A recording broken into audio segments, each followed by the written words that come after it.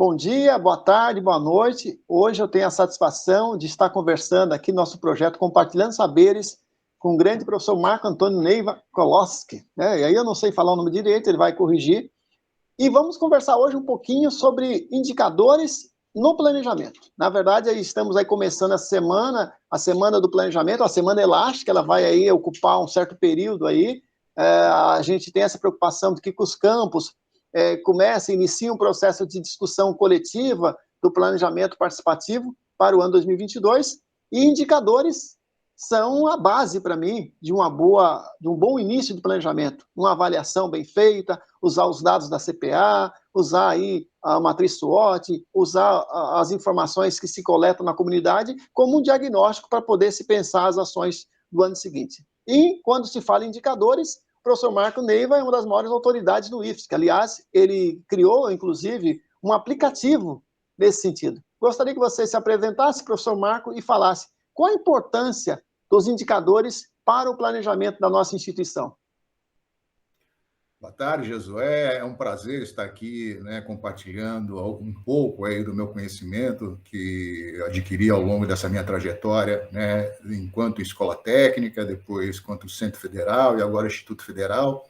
Então, agora, mês de outubro, eu estou completando 43 anos, né, na atividade docente, e nessa trajetória toda eu tenho cada vez mais me dedicado a essa questão dos indicadores e, mais do que isso, ao que eles traduzem, a realidade que eles trazem para que a gente possa levar cada vez mais a educação, corrigindo os rumos e indicando quais são os caminhos para essa sociedade que está em constante modificação. Eu tive aí a satisfação, em 2015, de participar de um convite para uma seleção para ser um dos docentes colaboradores da Escola Nacional de Administração Pública, ENAP, justamente nessa área de indicadores públicos, e aí talvez tenha sido o meu ponto de virada para começar a me interessar e aplicar mais os conhecimentos. E quando eu fiz esta capacitação, né, que era necessária para me tornar um dos docentes, o instrutor ali que ofertou este curso, ele disse o seguinte: olha, no último dia nós vamos falar sobre informatização, né? Por conta da minha formação anterior, eu fiquei, né, doido para chegar no último dia para ver o que ele ia me falar, quais eram as ferramentas que ele iria demonstrar ali para todos os partícipes relacionadas ao tema de indicadores, né? E, para minha tristeza, ele chegou lá no último dia e falou assim: olha, então, na hora vocês voltam lá e fazem umas planilhas ali, tentam resolver a questão dos indicadores, e, enfim, eu saí altamente frustrado lá do curso, não pelo conhecimento em si, que foi ótimo, mas pela ferramenta que ele não conseguiu trazer àquele momento ali, há praticamente 7 anos atrás. E eu fiquei com aquilo na cabeça. E num outro momento, numa outra oportunidade, onde eu estava estudando aplicações para dispositivos móveis, eu resolvi juntar as duas coisas. E era numa época que o Instituto Federal estava numa fase de revisão do seu planejamento, do seu PDI, e eu aproveitei e falei assim: olha, eu vou usar isso como caso de exemplo, né, o caso do IFSC, do próprio IFSC, e desenvolvi, né, não participava da gestão, eu desenvolvi ali acompanhando os processos. E, ao final, eu apresentei para o professor André, inclusive você fez uma entrevista essa semana com ele, uma entrevista muito interessante, ele trouxe pontos bastante interessantes, né? Ele também, que é um especialista aí no tema planejamento estratégico, né? Esteve à frente aí da Prodin, né, nos últimos anos. Então, eu mostrei a ele este produto, né, que era esse aplicativo que controlava não só os indicadores, porque, na verdade, os indicadores é uma pontinha ali do iceberg que começa no planejamento como um todo, que é o objeto do tema dessa sua semana. E ele achou bastante interessante, e, à época, também, uma professora, Laurete, ela trabalhava ali com a questão da inovação, e ela falou assim: mas por que vocês não fazem uma patente, né?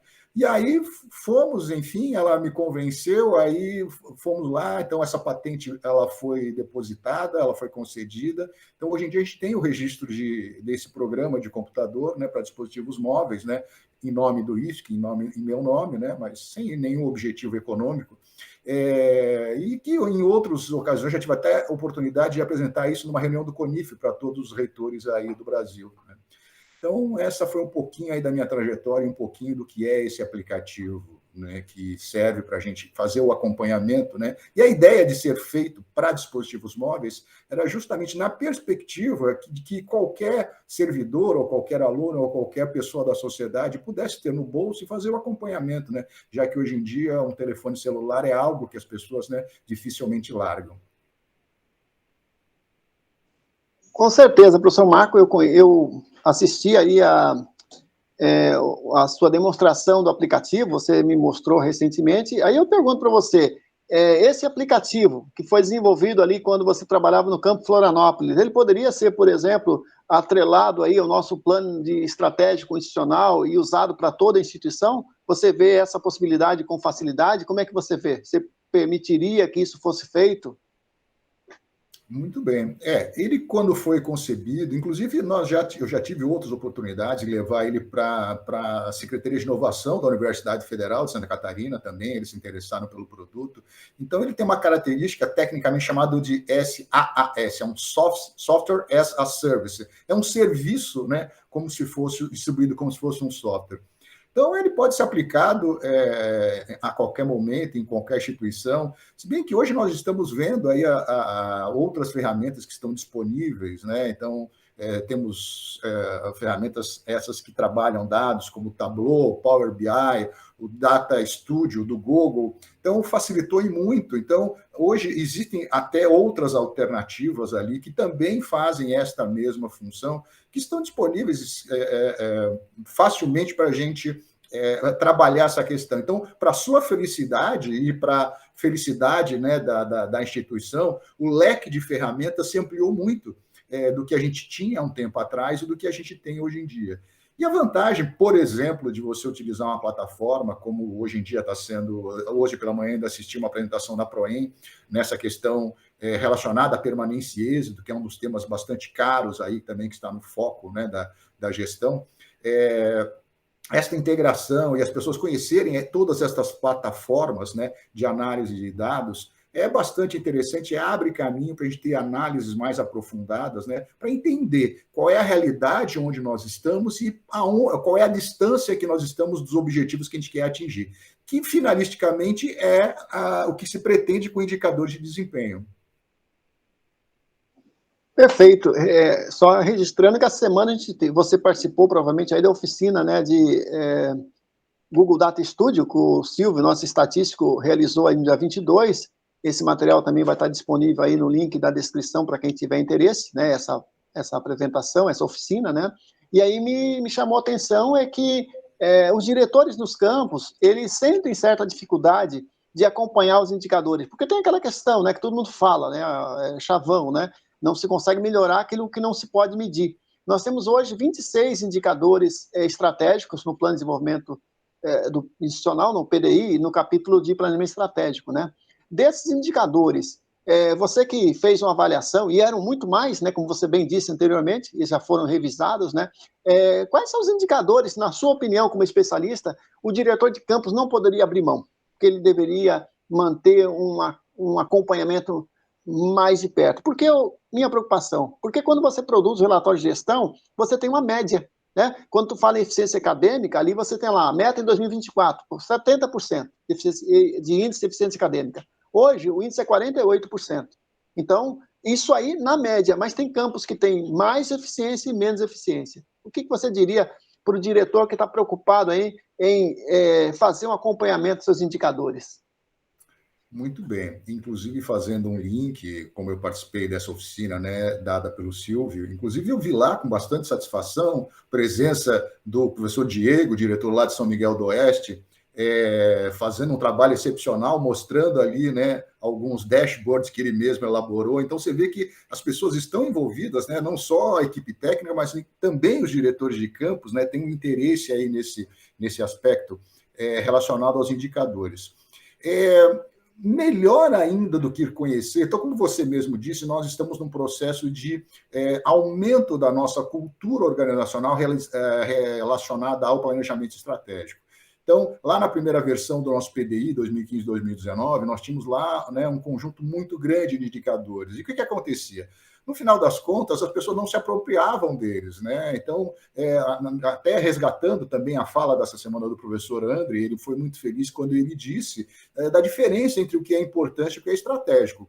Tudo é importante. Agora, nós precisamos ter aí a sabedoria de selecionar do que é importante e aquilo que é estratégico para a instituição. E esse conjunto de indicadores estratégicos, ele precisa ser um número abordável pelas pessoas. Então, mais do que saber para um diretor de campus que indicador acompanhar, o que falta, e talvez uma das críticas construtivas que a gente faz ao planejamento que já existe, é que nós não temos o que a gente chama de desdobramento das metas. Então, como você bem colocou, qualquer indicador que a gente coloque lá, vamos pegar aí, por exemplo, esse indicador de eficiência acadêmica, que para os que não conhecem, né, ele mede qual é o resultado que a gente tem em termos de diplomação que a gente faz nos nossos alunos, né, ou seja, tem a ver aí com evasão, com repetência. Então, na média, a nossa evasão está aí rodando na casa de 50%. O problema é que, para a média estar rodando na casa de 50%, existem campos ou cursos que devem estar rodando acima disso e campos que estão rodando abaixo disso, ou seja, tem uma eficiência melhor. E nós não podemos aplicar o mesmo remédio a todas essas situações, ou seja, nós temos que agir pontualmente, ou seja, aquelas experiências ou de curso que existem problemas, nós precisamos identificá-los, né? O diretor precisa identificá-los, e aproveitar, por exemplo, as experiências exitosas de outros dos cursos para ver o que a gente pode fazer nessa verdadeira chaga que é a questão da evasão, né? Que vai ser né, como pelo plano que foi apresentado pela gestão eleita pelo professor Gariba, um dos temas centrais, né? Ou seja, é algo que nós precisamos combater, porque o cidadão olha para a gente e fala assim, poxa, mas praticamente se desperdiça metade dos recursos, né? Se cada 10 alunos que entram, 5 não se formam, né? Isso significaria, numa visão leiga, né, que eles estão desperdiçando metade dos recursos públicos e que não são poucos que são colocados à nossa disposição. Então, nós temos o dever de retornar para a sociedade esses impostos, né, esse investimento que a sociedade faz na educação e buscando esse aperfeiçoamento contínuo e permitindo, através de várias ações, né, que implicam em melhoria de PPCs, qualificação docente, melhoria de estruturas de laboratório, auxílio aos estudantes que têm alguma deficiência, levar esses nossos cursos para públicos novos, né? Então, nós, hoje em dia, com os nossos campos, nós atingimos aí 25 municípios, né, de 250 municípios que tem em Santa Catarina, então praticamente nós atingimos presencialmente só 10% aí dos municípios, né? Obviamente, como são os maiores, a população maior é atingida, né? Mas em termos de espaços geográficos, né, você, né, é um especialista, né, em espaços regionais, né, em territórios regionais. Então, né, nós precisamos nos apropriar, e voltando ali pontualmente na sua questão, essa questão, eu acho que da questão da permanência e êxito, eu acho que é um indicador que os diretores deveriam olhar com muito cuidado, porque ele mostra aí, de uma certa maneira, como é que está o nosso processo educacional, quais são as chagas que nós temos que combater, o que os alunos estão demandando da gente, quais são os cursos novos que nós precisamos ofertar. Então, né, este número resvala em outras questões que são importantes. Perfeito, professor Marcos. Lembrando que aí nós temos aí, estamos presentes em 22 campos, no Centro de Referência EAD, na reitoria, e em 20 municípios, né, porque temos campos em Jaraguá do Sul, 2 campos, e na Grande Florianópolis, ali em Florianópolis tem 2 ali, né, em Florianópolis, né, então, e tem aí 295 municípios no estado, né. E aí eu pergunto para você também, como é que você vê o impacto aí? Essa pergunta já não é mais para o especialista em indicadores, mas sim como docente que trabalha na instituição há tanto tempo, né? Há quase 45 anos. E eu acredito que deva ser o momento mais crítico da nossa instituição em termos de crise, né? Do sentido de evasão, né? Passamos aí pela nossa geração, a maior crise sanitária de saúde pública da nossa geração, né? E que impactos você acha que isso pode ter na nossa instituição em termos de evasão? Qual a tua leitura como docente? Muito bem. Eu, enquanto estava assessorando a direção do Campus Florianópolis, nós fizemos um estudo baseado nos dados do Sistec e fizemos um levantamento daquilo que estava disponível, que era desde a criação dos institutos federais lá em 2009. Né? Então, nós temos, né, praticamente uma década aí, e os dados nos mostram que os indicadores vêm piorando, né, de forma lenta, mas constante, nos últimos 10 anos.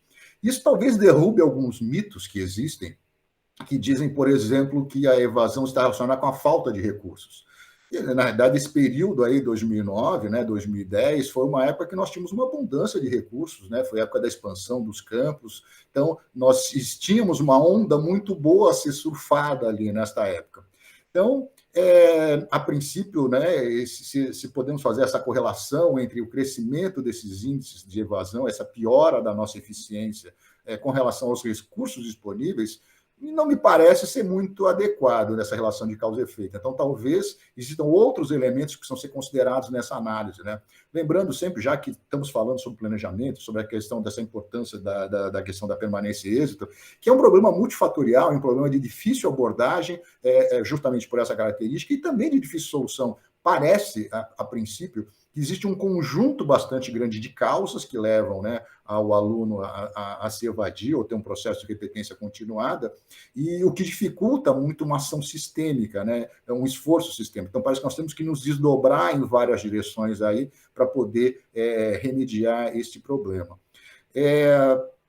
Então, eu acho que a principal questão que nós temos agora a enfrentar, e nesse aspecto, muito embora o cenário muito triste, né, com esse efeito sanitário, né, com as mortes que a gente está contabilizando a cada dia, mas trouxe aí para nós uma oportunidade, e aí sim, inclusive a gente pode medir que aparentemente os nossos campos, muito embora vários deles, né, talvez a sua totalidade esteja fechada aí há praticamente 1 ano e meio, você não vê os alunos, enfim, né, com uma crítica contundente à nossa atuação, muito pelo contrário, na minha visão particular, nos cursos que eu atendo, no campo onde eu atuo, a situação parece bastante tranquila, ou seja, os alunos absorveram processos, nós já temos curso, eu ministro aula num curso onde praticamente o curso inteiro já foi dado na modalidade da distância, então isso despertou aí nos docentes, e aí sim, se podemos falar no lado bom da pandemia, este outro saber pedagógico, que é ministrar as nossas aulas, e esse processo todo de ensino-aprendizagem se dá no campo virtual. Eu sou um entusiasta desta modalidade, né, de ensino, por entender que ela permite que a gente leve o conhecimento e a capacidade de todo o nosso corpo docente a espaços e a públicos que, de outra maneira, não teriam acesso. Há 20 anos atrás, quando a gente começou, e você foi um dos precursores dessa nossa caminhada na educação à distância, com os cursos de refrigeração e ar-condicionado na modalidade à distância, o que a gente percebia? Lá, naquela época, existia essa discussão entre o que era melhor, o presencial ou o virtual. E, hoje em dia, nós já suplantamos esse tempo, né? E nós entendemos, né, parece, né, as pessoas têm esse senso que essas modalidades têm que coexistir. Então, se poderíamos falar em algo de bom desta pandemia, foi justamente ter trazido vários professores que, por várias razões, tinham algum receio de aparecer ou gravar, estar num vídeo como esse, né, expondo, né, e registrando, né, todo o seu conhecimento, a sua prática pedagógica junto aos alunos. Então, eles, né, hoje em dia, se isso era um tabu, provavelmente deixou de ser, né? Todos estão muito mais confortáveis, né, com essa situação, pelo menos uma grande maioria aí que teve que aderir forçosamente a esse tipo de modalidade. Professor Marcos, vejo que a gente, ao falar de indicadores, acabamos caindo no tema de evasão, né? Afinal de contas, esse é um dos grandes problemas que a gente tem na atualidade, principalmente agravado com a pandemia. Só em relação aos indicadores, eu vou só lembrar um estudo, depois eu vou deixar o link aqui na descrição do vídeo, é uma pesquisa realizada pelo TCU em 2012, que ele informa o seguinte, que eles avaliam o seguinte, que os institutos federais, ao longo do tempo, vem incluindo mais pessoas mais carentes, mais com renda menor. E isso tem um efeito também na evasão, diferente de algumas universidades. Então, quando você democratiza o acesso, nem sempre as pessoas que ingressam estão preparadas para aquilo. Precisa ter todo um processo de, vamos dizer assim, de pré-cálculo, por exemplo, das engenharias, nivelamento, o pessoal não gosta dessa palavra, né? Um processo de empoderamento, vamos dizer assim, desses alunos que acessam a instituição. Mas só para... isso vai ao encontro da tua fala, né? Realmente a gente teve um período com recursos mais robustos e mesmo assim o problema da evasão não foi debelado. Então, o que mostra que é um problema que já vem de longa data, mas é um dos principais desafios, né, que nós temos como gestão. Porque a conta que eu faço, não sei se você costuma fazer desse jeito, mas uma conta de padeiro, como diz, eu tenho uma turma que deveria ter 30 alunos, e se ela tem só 20, eu lembro que, na média, o nosso aluno tem um investimento de 15 mil por ano, mais ou menos, 13 mil a 15 mil. Significa que 150 mil ali são jogados fora. Mas um campus tem no mínimo 10 turmas, vamos pegar aqui por baixo, significa que é 1,5 milhão. Então, além disso, o nosso orçamento ele é proporcional ao número de alunos, que é mais importante ainda. Então, reter o aluno, ter mais eficiência acadêmica, também é uma questão de otimização de recursos públicos, ser mais efetivo, e uma questão até mesmo de melhorar o nosso orçamento para investir em melhoria, né? Então, está aí um problema. A gente fala em evasão porque é um indicador que deveria ser simples. Mas me diga, a tua experiência, eu tenho visto que mesmo esse índice que parece tão simples, não é tão simples de medir. O que você me diz para um diretor que queira acompanhar a evasão? Qual a melhor maneira para acompanhar esse índice que parece o mais elementar de todos? Muito bem, quando a gente fala em educação, a gente se empolga, né? Então, nosso tema era indicadores, nós já fomos na evasão, nós já fomos, né, tratar de vários temas até na educação à distância, mas realmente eles todos estão conectados.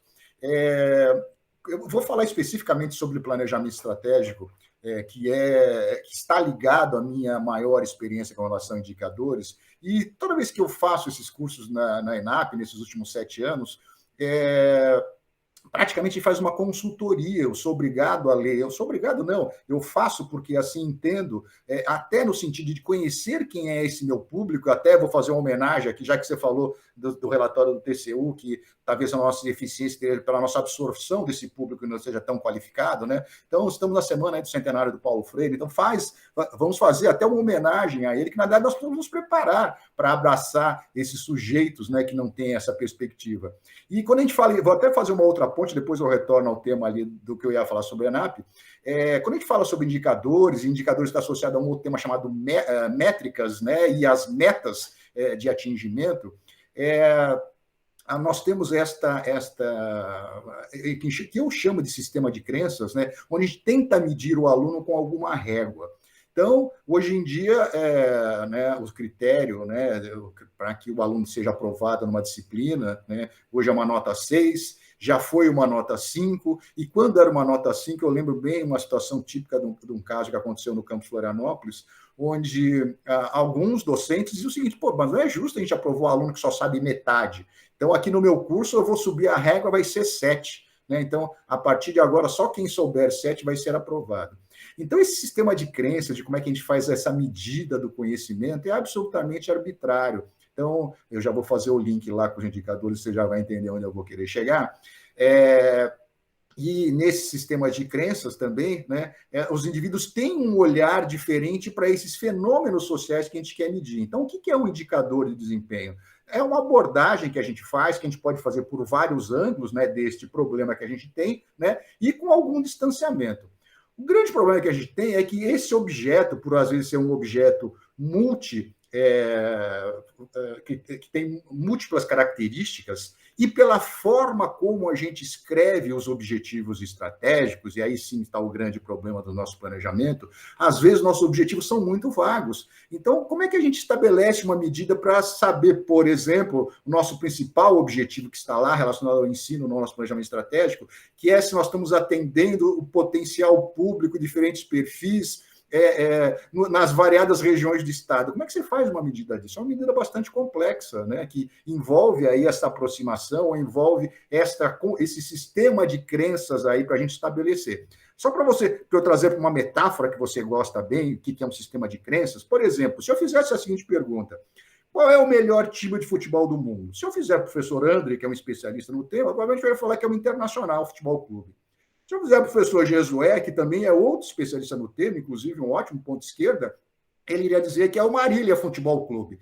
E todos nós sabemos que ambos estão enganados, né? Porque o melhor time do mundo é o Santos Futebol Clube, porque eu tenho certeza que o último jogo que a gente, o Pelé ainda jogava, né? Então, isso que eu chamo de sistema de crenças influencia muito a forma como a gente aborda essa questão dos indicadores, né? Então, as pessoas têm olhares diferentes. Na evasão é um caso típico, né? Como é que a gente mede a evasão? E segundo, como é que a gente propõe essas ações, qual é a métrica para medir isso? Então, tecnicamente falando, quando a gente vai trabalhar com indicadores, a gente precisa entender tudo que cerca esse objeto social, né? E quando a gente fala em indicadores, o pessoal também tem outros, traz à cabeça dele sempre um número, mas não necessariamente precisa ser um número, né? Pode ser um indicador, né?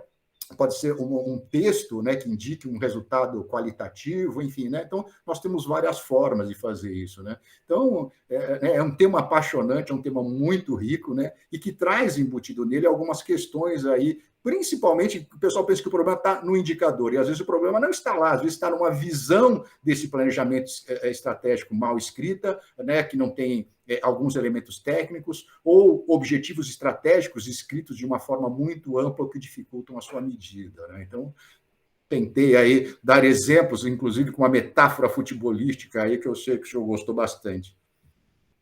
Você está certo em todos os aspectos, né? O Marília é o grande time, o Inter e também o Santos, com certeza. Professor Marcos, imagine agora que você é o diretor eleito de um campus. E aí você tem essa missão de fazer o planejamento, de liderar esse processo. Aí você se depara com a preocupação de avaliar os indicadores existentes. E o que você faria hoje? Muito bem. Essa pergunta não estava no script que você me mandou anteriormente, né? Mas vamos responder. Você não falou que eu ia ser eleito diretor de um campus. A primeira coisa que existe é o entendimento desses níveis de planejamento.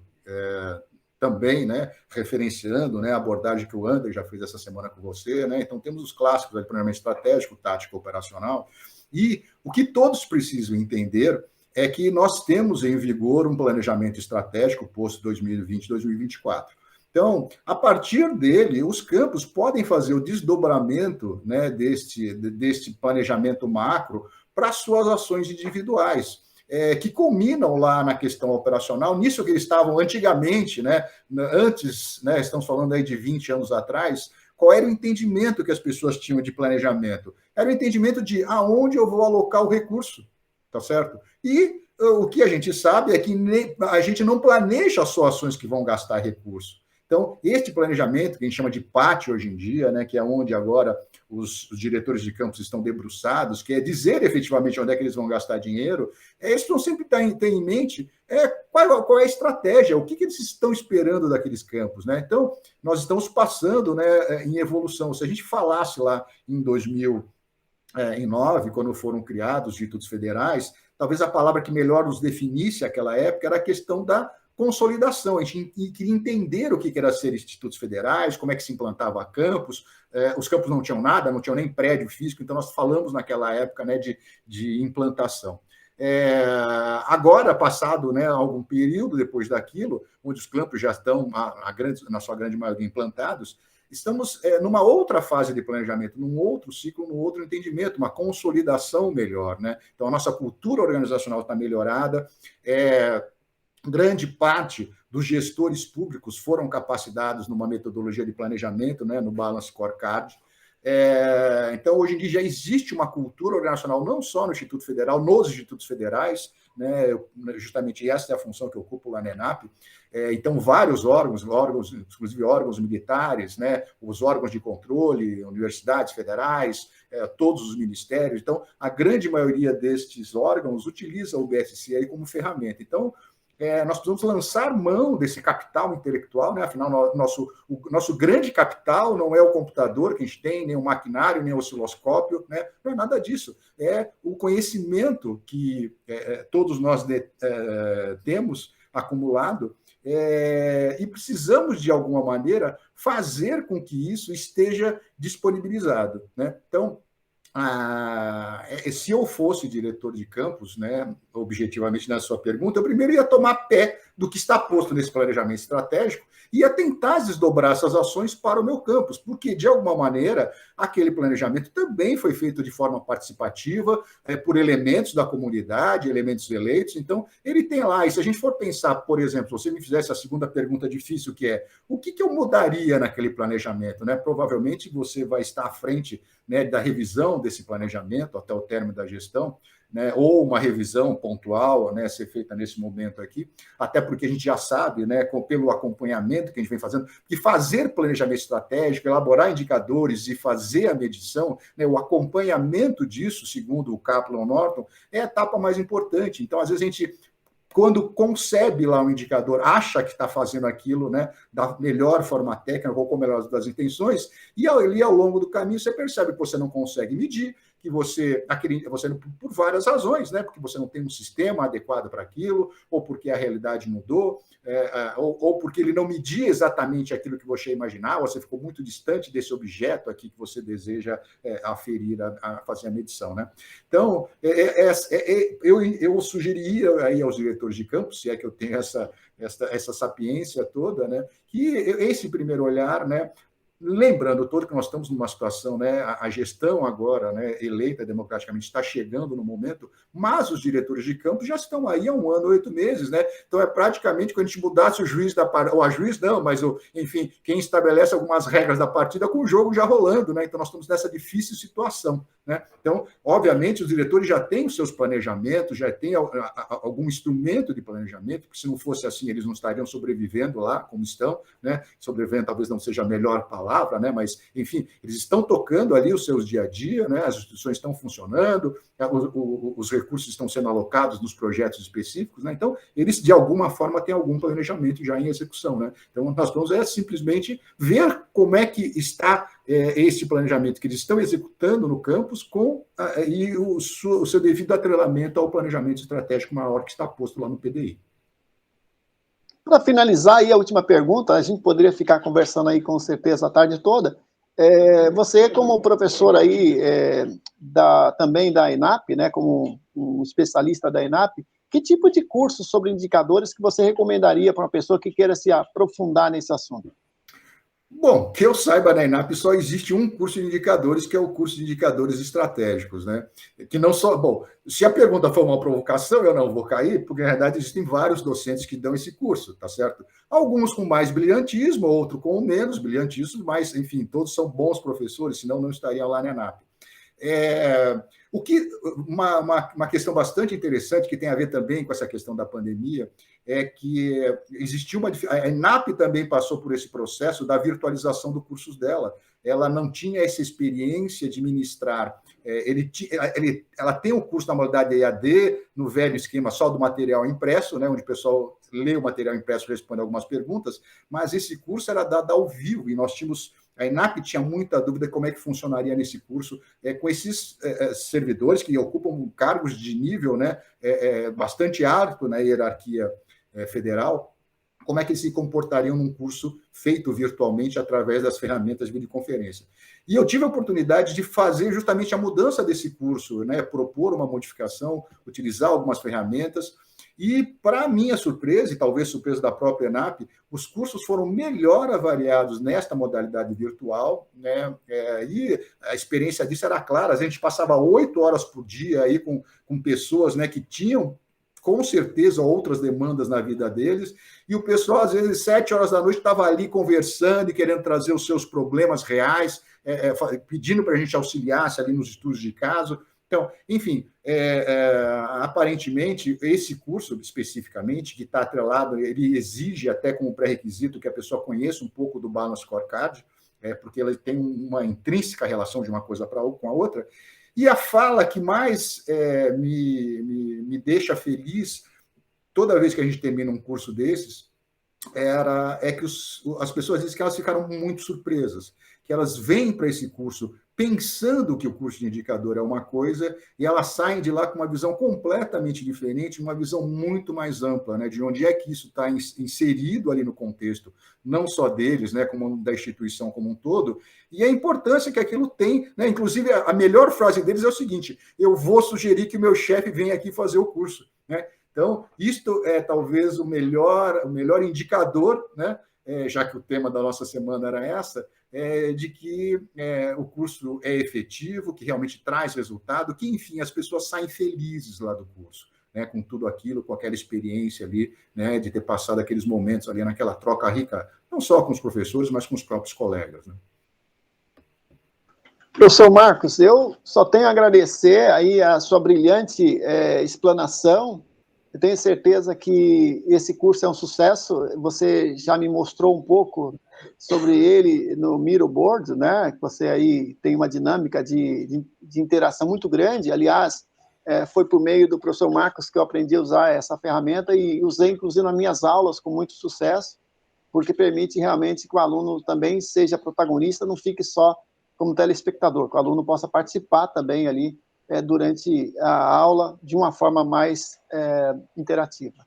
Fica aí o convite, obviamente, a gente terá um tempo aí pela frente para a gente pensar, talvez uma turma no ENAP exclusiva para o IFSC, né, para os nossos dirigentes, todos aqueles que queiram fazer. Tenho certeza que isso a gente poderá construir aí ao longo dos próximos meses, porque realmente entendo que a capacitação dos nossos gestores é fundamental para os resultados da nossa gestão. Não temos como melhorar a gestão, a eficiência acadêmica e gestão dos campos sem boa gestão. E boa gestão se faz com capacitação. As pessoas não nascem sabendo, elas precisam aprender, precisam experimentar, e sempre importante, né, que se faça isso com grandes especialistas. Então, fica aí o meu agradecimento, mais uma vez, por participar desse projeto. Obviamente, outros assuntos a gente poderá conversar posteriormente. Você realmente é uma enciclopédia aí de gestão aí da nossa instituição. 43 anos não é para poucas pessoas. Estamos aí comemorando esse aniversário da nossa Rede Federal de Educação Profissional Científica e Tecnológica, e você faz parte dela aí há pelo menos 40% do tempo da vida dela. As suas considerações finais, e muito obrigado antes de tudo. Eu agradeço, Josué, né, meu colega aí já de longa jornada, né, já enfrentamos muitos problemas aí juntos, né, então profissional também valoroso, né, um aguerrido aí da educação.